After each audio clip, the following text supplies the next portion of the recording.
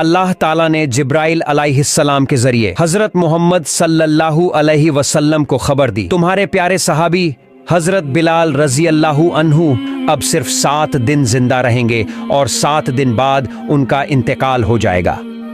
अल्लाह की तरफ से ये खबर पाकर हजरत मोहम्मद सल्लल्लाहु अलैहि वसल्लम ने हजरत अली और हजरत उमर रजी अल्लाहु अन्हुमा को बुलाया और फरमाया, ऐ मेरे सहाबियों, मुझे मालूम हुआ है कि मेरे प्यारे सहाबी बिलाल अब सिर्फ 7 दिन जिंदा रहेंगे, लेकिन मुझे ये भी मालूम है कि उन्होंने अभी तक निकाह की सुन्नत अदा नहीं की है।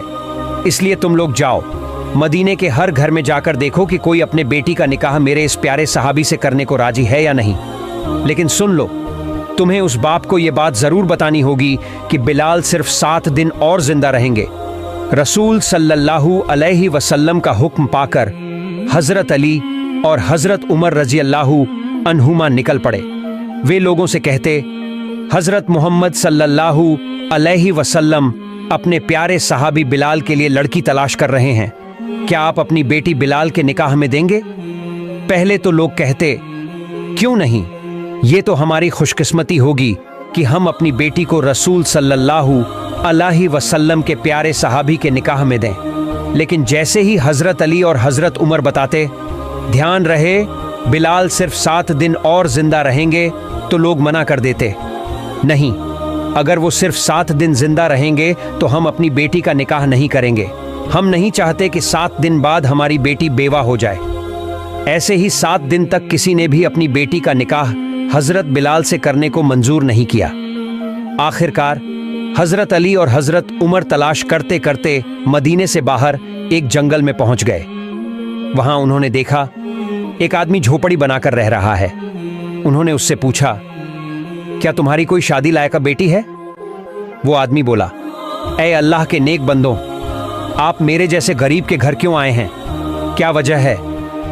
हजरत अली और हजरत उमर ने जवाब दिया, हम रसूल सल्लल्लाहु अलैहि वसल्लम के हुक्म से हजरत बिलाल के लिए लड़की तलाश कर रहे हैं। वो आदमी बोला, अगर ऐसा है तो मेरी एक योग्य बेटी है।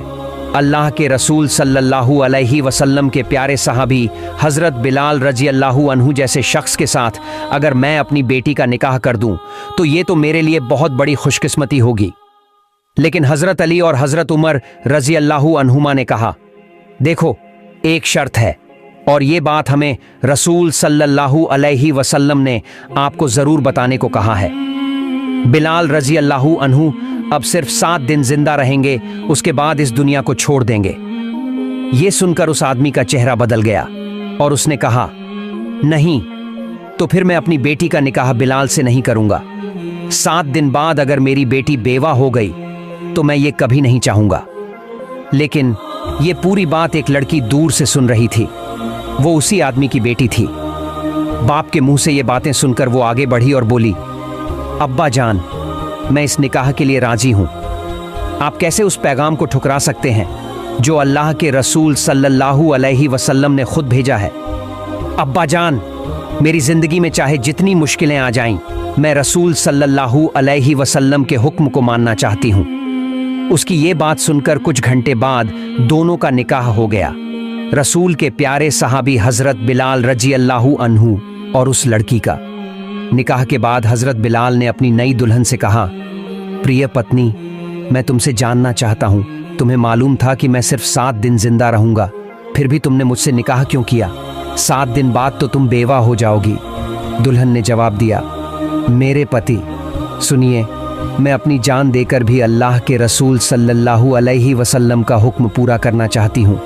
इस हुक्म को मानकर मैं खुद को खुशनसीब मानती हूँ और आपके जैसे रसूल सल्लल्लाहु अलैहि वसल्लम के प्यारे सहाबी को पति पाना किसी भी औरत के लिए बहुत बड़ी दौलत है और अल्हम्दुलिल्लाह मैं वो औरत हूँ। फिर 7वें दिन हजरत बिलाल ने अपनी पत्नी से कहा, बीवी, आज रात ही मेरा इंतकाल होगा। मौत से पहले मेरा मन हो रहा है कुछ रोटी खा लूं। तुम पड़ोसी के घर से थोड़ा आटा ले आओ और मेरे लिए रोटियां बना दो। पत्नी ने 7 रोटियां बनाई और उनके सामने रखी। इतने में घर के बाहर एक भिखारी ने आवाज दी, ऐ घर के मालिक, मैं कई दिनों से कुछ नहीं खाया हूं, बहुत भूखा हूं, मुझे कुछ खाने को दे दो।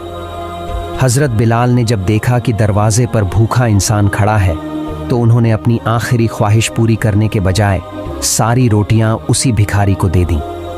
भिखारी ने वहीं दरवाजे के पास बैठकर रोटियां खाना शुरू कर दी।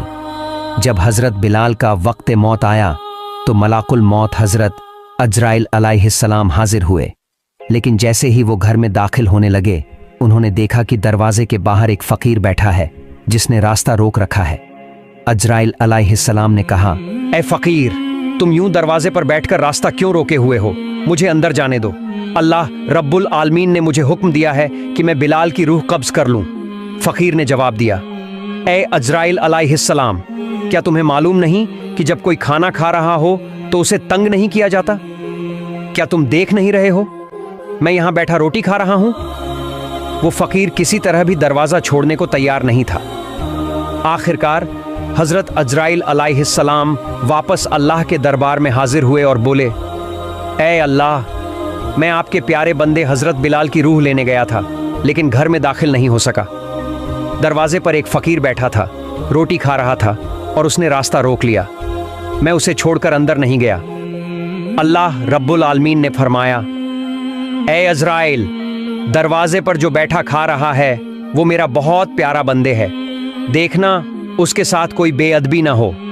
तुम उससे अदब के साथ पूछो कि वो क्या चाहता है।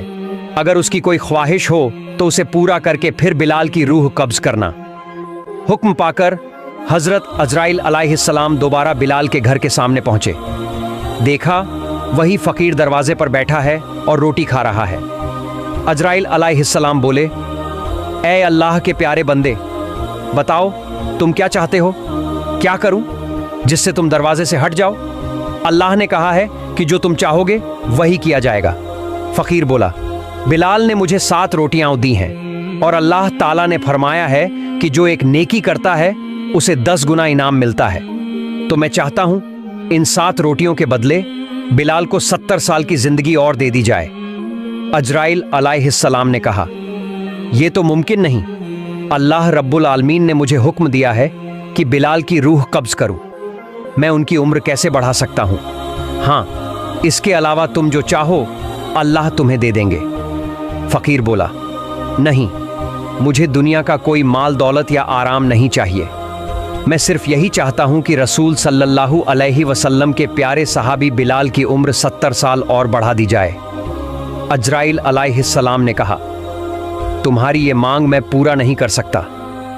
फकीर ने जवाब दिया, अजराइल, अल्लाह ताला ऐसा कोई काम नहीं है जो ना कर सके। अगर अल्लाह बिलाल की उम्र 70 साल नहीं बढ़ाएंगे तो मैं भी 70 साल यहीं बैठा रहूंगा और रोटियां खाता रहूंगा।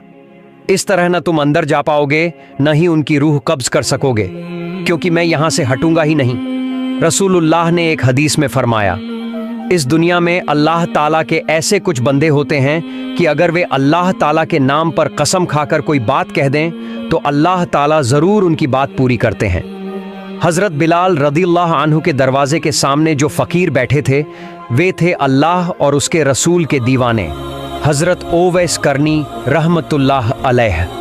जब हजरत ओवैस करनी रहमतुल्लाह अलैह ने हजरत बिलाल रदियल्लाहु अन्हु की उम्र बढ़ाने की मांग रख दी तो अल्लाह रब्बुल आलमीन ये मांग पूरी किए बिना न रह सके।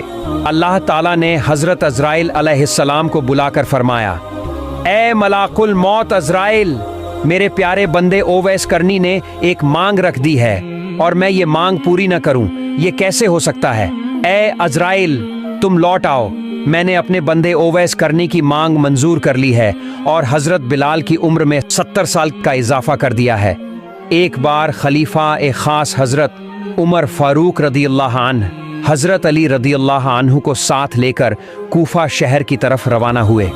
कूफा पहुंचकर उन्होंने लोगों को पुकार कर कहा, ए कूफा वालों, क्या तुम में कोई मुझे ओवैस करनी का पता बता सकता है? क्योंकि अल्लाह के रसूल सल्लल्लाहु अलैहि वसल्लम की एक खास हिदायत पूरी करने के लिए हमें अल्लाह के इस प्यारे बंदे की सख्त जरूरत है। कूफा वालों ने कहा, हुजूर, हम तो ऐसे किसी शख्स को नहीं जानते। हजरत उमर रदियल्लाहु अन्हु ने कहा, क्या तुम में कोई ऐसा है जिसका घर कर एक इलाका में है? तब एक आदमी खड़ा हुआ और बोला, हुजूर, मेरा घर कर में है। हजरत उमर रदियल्लाहु अन्हु ने पूछा, क्या तुम किसी ओवैस करनी नाम के शख्स को जानते हो? उसने कहा, हुजूर, मैं एक आदमी को जानता हूँ, लेकिन वह वही हैं जिन्हें आप तलाश कर रहे हैं। ये मैं नहीं जानता। वह एक अजीब मिजाज के इंसान हैं। लोग हंसते हैं तो वह रोते हैं, लोग रोते हैं तो वह हंसते हैं। ऊंट चराते हुए दिन गुजारते हैं। उनके कपड़े फटे पुराने और मैले होते हैं और अक्सर लोगों की नजरों से ओझल रहते हैं। हजरत उमर रदियल्लाहु अन्हु ने फरमाया, तुम हमें उसी शख्स के पास ले चलो, हम ऐसे ही इंसान को तलाश कर रहे हैं। नबी करीम सल्लल्लाहु अलैहि वसल्लम ने हमें उनके तमाम निशानियां बता दी हैं और तुमने जो निशानियां बताई हैं वही रसूल सल्लल्लाहु अलैहि वसल्लम ने बताई थीं। फिर वह शख्स उन्हें लेकर चल पड़ा। हजरत उमर और हजरत अली रदियल्लाहु अन्हुमा उस फकीर से दीवाने शख्स को खोजते हुए एक सुनसान जगह पहुंचे, जहां उन्होंने देखा कि एक आदमी पेड़ के नीचे बैठा नमाज अदा कर रहा है। हजरत उमर और अली रदियल्लाहु अन्हुमा उसके पास खड़े हो गए। जब उसने नमाज खत्म की तो उन्होंने उसे सलाम किया। उसने सलाम का जवाब देकर कहा, आप लोग कौन हैं और किस मकसद से मेरे पास आए हैं? उन्होंने कहा, हम अल्लाह के नबी के सहाबी हजरत उमर और हजरत अली हैं। हम अल्लाह के एक प्यारे बंदे को ढूंढ रहे हैं। क्या आप मेहरबानी करके हमें अपना नाम बताएंगे? वह व्यक्ति बोला, मेरा नाम अब्दुल्लाह है, यानी अल्लाह का बंदा। हजरत उमर ने मुस्कुराकर कहा, हम भी तो अब्दुल्लाह हैं। हम सभी अल्लाह के बंदे हैं, लेकिन हम यह जानना चाहते हैं कि आपके माँ बाप ने आपका असली नाम क्या रखा था? तब उस व्यक्ति ने कहा, मेरे माँ बाप ने मेरा नाम वायस रखा था और लोग मुझे कुरन का रहने वाला होने के कारण वायस करनी कहते हैं। हजरत उमर रदियल्लाहु अन्हु ने अदब से कहा, ए अल्लाह के प्यारे बंदे, क्या आप मेहरबानी करके हमें अपना दाहिना हाथ दिखाएंगे? वायस करनी रहमतुल्लाह अलैह ने अपना दाहिना हाथ आगे बढ़ा दिया। उन्होंने देखा कि उसमें कुष्ठ रोग का एक निशान है, बिल्कुल वैसा ही जैसा नबी करीम ने बताया था। पक्का यकीन हो जाने पर हजरत उमर और हजरत अली ने उनका हाथ चूम लिया और कहा, ए अल्लाह के बंदे, हम तो आपको ढूंढते ढूंढते यहाँ आए हैं। वह बोले, आप लोग मुझे इतनी मेहनत से क्यों खोज रहे हैं? उन्होंने जवाब दिया, हजरत रसूल सल्लल्लाहु अलैहि वसल्लम ने अपने इंतकाल से पहले हमें नसीहत की थी कि उनकी मुबारक जुब्बा आपको पहुंचा दें, और यह भी कहा था कि वायस करनी से कह देना कि वह मेरी उम्मत के लिए दुआ करे। वायस करनी ने विनम्रता से कहा, देखिए, आप लोग तो हमारे प्यारे नबी सल्लल्लाहु अलैहि वसल्लम के अजीम सहाबी हैं। दुआ करने के लिए आप ही काफी हैं। आप ही उम्मत के लिए दुआ करें। उन्होंने कहा, हम तो हमेशा उम्मत के लिए दुआ करते हैं, लेकिन नबी ने खास तौर पर आपसे यह इल्तिजा करने के लिए कहा है। वायस करनी ने सिर झुकाकर कहा, ए नबी सल्लल्लाहु अलैहि वसल्लम के प्यारे सहाबियों, उनकी मुबारक जुब्बा का अमानतदार बनने की हैसियत मुझ जैसे गुनहगार, पागल और साधारण बंदे में कहाँ? मैं कैसे इसकी हुर्मत और इज्जत निभा सकूंगा? उन्होंने जवाब दिया, जब नबी ने आपको यह अमानत दी है तो उन्होंने आपके लायकियत को जानते हुए ही कहा होगा। आप इसे कबूल कीजिए और उम्मत के गुनहगारों के लिए दुआ कीजिए। फिर हजरत वायस करनी ने नबी सल्लल्लाहु अलैहि वसल्लम की मुबारक जुब्बा ली और कहा, आप लोग यहीं ठहरें, मैं अपने दयालु रब से तन्हाई में कुछ बातें कर लूं। इतना कहकर वह एक पेड़ के नीचे गए, सजदे में गिर पड़े और अल्लाह ताला का शुक्र अदा करने लगे और फिर गहरी मुनाजात करने लगे। ऐ अल्लाह, तेरे प्यारे हबीब ने अपनी मुबारक जुब्बा मेरे पास भेजी है और यह भी कहा है कि मैं उनकी मुस्तफा मुस्तफा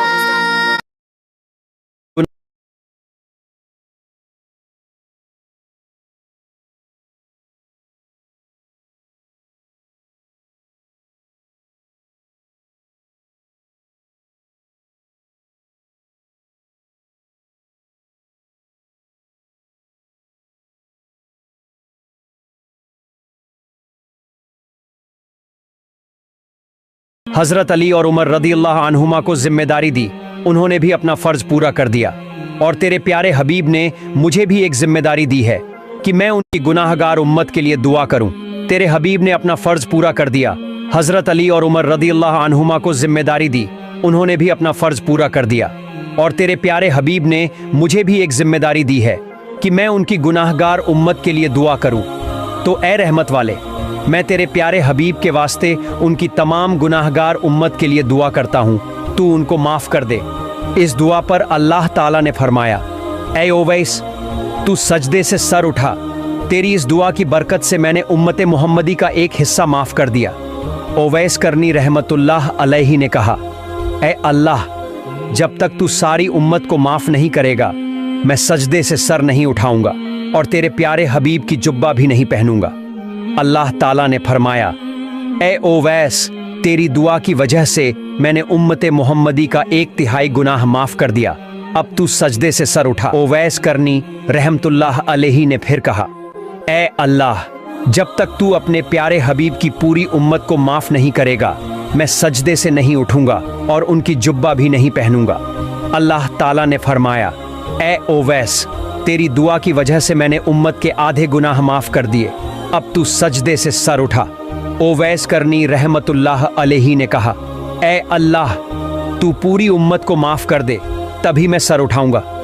उधर हजरत उमर और अली रदियल्लाहु अन्हुमा काफी देर से खड़े खड़े थकने लगे, यहां तक कि थोड़ा बेचैन हो गए। फिर उन्होंने सोचा, देखें तो ओवैस करनी क्या कर रहे हैं। जब वे पास पहुंचे तो ओवैस करनी रहमतुल्लाह अलैहि का ध्यान टूट गया।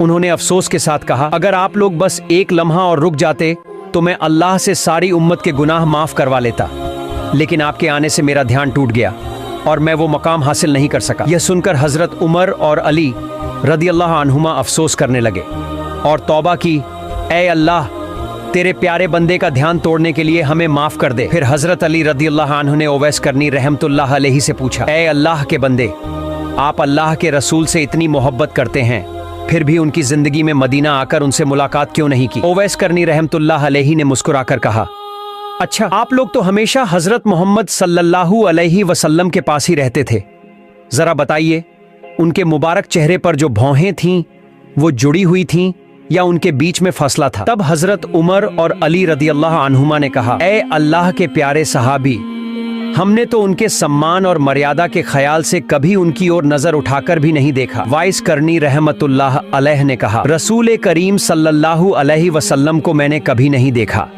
फिर भी मैं कह देता हूँ कि उनके चेहरे मुबारक की भौहें मिली हुई थीं। मेरा दिल बहुत चाहता था कि मैं रसूल करीम सल्लल्लाहु अलैहि वसल्लम का दीदार करूं, लेकिन मेरी एक माँ थी जो बहुत बूढ़ी और बीमार थी। उनकी सेवा शुश्रूषा के लिए इस दुनिया में मेरे सिवा कोई नहीं था, इसलिए उन्हें छोड़कर मैं रसूल करीम सल्लल्लाहु अलैहि वसल्लम से मिलने कभी नहीं जा सका। इसके बाद उमर रदियल्लाहु अन्हु ने वाइस करनी रहमतुल्लाह अलैह से अर्ज किया, आप अल्लाह ताला से मेरे लिए दुआ कर दीजिए। वाइस करनी रहमतुल्लाह अलैह ने कहा, मैं किसी शख्स के लिए खास तौर पर दुआ नहीं करता, मैं तो हर नमाज के बाद यही दुआ करता हूँ, ए अल्लाह, अपने प्यारे हबीब सल्लल्लाहु अलैहि वसल्लम की वो सारी उम्मत जो ईमान के साथ इस दुनिया से रुखसत हो उन्हें माफ फरमा दे। अगर आप ईमान के साथ इस दुनिया से जाएंगे तो आखिरत में मेरी ये दुआ आपको ढूंढ लेगी। तब उमर रदियल्लाहु अन्हु ने कहा, जनाब, क्या मैं आपके गुजारे के लिए कूफा के गवर्नर को एक खत लिख दूं ताकि हर महीने आपको एक तय रकम मिलती रहे जिससे आप आराम से जिंदगी गुजार सकें। वाइस करनी रहमतुल्लाह अलैह ने 2 दिरहम दिखाते हुए कहा, ये 2 दिरहम मैंने ऊंट हाँक कर कमाए हैं, क्या आप मुझे ये जमानत दे सकते हैं कि इन्हें खर्च करने तक मैं जिंदा रहूंगा। अगर जिंदा रहने की कोई गारंटी नहीं दे सकते तो फिर आपका नजराना लेने की क्या जरूरत। उमर रदियल्लाहु अन्हु ये सुनकर आंसू बहाने लगे और बोले, ए अल्लाह के बंदे, इस दुनिया में किसी की मौत की गारंटी कौन दे सकता है। अफसोस, हम लोग दुनिया में इतने पागल और मशगूल हो गए हैं। आप जैसे अल्लाह के प्यारे मासूक बंदे मौजूद हैं, तभी अल्लाह रब्बुल आलमीन आपके वसीले से हमें रोजी देता है। अगर आप जैसे लोग ना होते तो अल्लाह ताला हमें एक बूंद पानी भी ना देता। वाइस करनी रहमतुल्लाह अलैह ने कहा, अब आप लोग मुझे इजाज़त दें, मुझे हमेशा लोगों की नज़रों से दूर रहना पसंद है। उमर रदियल्लाहु अन्हु ने कहा, ए अल्लाह के प्यारे बंदे, अगर कभी कोई ज़रूरत हो तो हमें याद कीजिएगा। वाइस करनी रहमतुल्लाह अलैहि ने जवाब दिया, ए अल्लाह के प्यारे सहाबी, अल्लाह ही मेरा सबसे अच्छा सहारा है, मैं अपनी हर ज़रूरत उसी के सामने रखता हूँ, दुनिया के किसी भी बड़े से बड़े मखलूक के सामने नहीं। यह कहकर वाइस करनी रहमतुल्लाह अलैहि उनसे विदा लेकर चला गया। बयान किया जाता है कि एक बार वाइस करनी रहमतुल्लाह अलैहि कुछ लोगों के साथ एक जहाज में सफर कर रहे थे। जब जहाज समंदर के बीच पहुंचा तो जबरदस्त तूफान और बारिश शुरू हो गई। सभी लोग घबरा गए, शायद जहाज अब डूब ही जाएगा। लोग चीख चीख कर अल्लाह रब्बुल आलमीन से दुआ करने लगे। तभी उन्होंने देखा कि उसी तूफान और बारिश के बीच एक फकीर समंदर में उतर गया। हैरत की बात यह कि वो समंदर के पानी में सज्जादा बिछाकर नमाज पढ़ने लगा। सभी समझ गए ये अल्लाह के प्यारे बंदे हैं। वे पुकारने लगे, ऐ अल्लाह के दोस्त, हमारे लिए दुआ कीजिए ताकि अल्लाह हमें इस मुसीबत से बचा ले। तब वाइस करनी रहमतुल्लाह अलैहि ने कहा, तुम सब अपना माल और दौलत छोड़कर पानी में उतर जाओ। अगर तुमने माल की मोहब्बत छोड़ दी तो अल्लाह तुम्हारी जान बचा लेगा, वरना तुम यहीं जहाज के साथ डूब जाओगे। कई लोग यकीन नहीं कर पाए। सोचने लगे अगर पानी में उतरेंगे तो डूबकर मर जाएंगे, और अगर जहाज में रहे तो थोड़ी देर बाद जहाज भी डूब जाएगा। आखिरकार कुछ लोगों ने फकीर की बात मान ली, अपना माल छोड़कर पानी में उतर गए। हैरानी ये कि वे डूबे नहीं और जहाज वाकई डूब गया। फकीर ने कहा, तुमने माल की मोहब्बत छोड़ दी, इसलिए अल्लाह ने तुम्हारी जिंदगी बचा दी। अगर मोहब्बत नहीं छोड़ते तो जहाज के साथ तुम भी डूब जाते। इसके बाद वह फकीर सबको लेकर समंदर के किनारे पहुंचा। लोग कहने लगे, ऐ अल्लाह के दोस्त, हम ये माल गरीबों में बांटने के लिए ले जा रहे थे। अगर हमें वापस मिल जाए तो हम वादा करते हैं वो माल फिर से गरीबों में बांट देंगे। फकीर ने पूछा, क्या सच में वादा करते हो? सब बोले, हाँ अल्लाह की कसम। फकीर ने दोनों हाथ उठाकर दुआ की, ऐ अल्लाह, इनका जहाज और माल वापस कर दे। दुआ खत्म होते ही सबने देखा जहाज किनारे पर आ लगा है। सबकी आंखें फटी की फटी रह गईं और सब ने मिलकर अल्लाह का लाख लाख शुक्र अदा किया। प्यारे साथियों, ये फकीर कोई और नहीं बल्कि हजरत वाइस करनी रहमतुल्लाह अलैहि थे। उन्होंने अपनी जिंदगी में ऐसी अनगिनत करामात दिखाई। हम सबको उनकी जिंदगी से सबक लेना चाहिए। प्यारे दोस्तों, अगर आपको यह कहानी अच्छी लगी तो प्लीज हमारे चैनल को सब्सक्राइब जरूर करें और कमेंट बॉक्स में अल्लाह का नाम जरूर लिखें, और हाँ, लाइक भी जरूर करें। आमीन।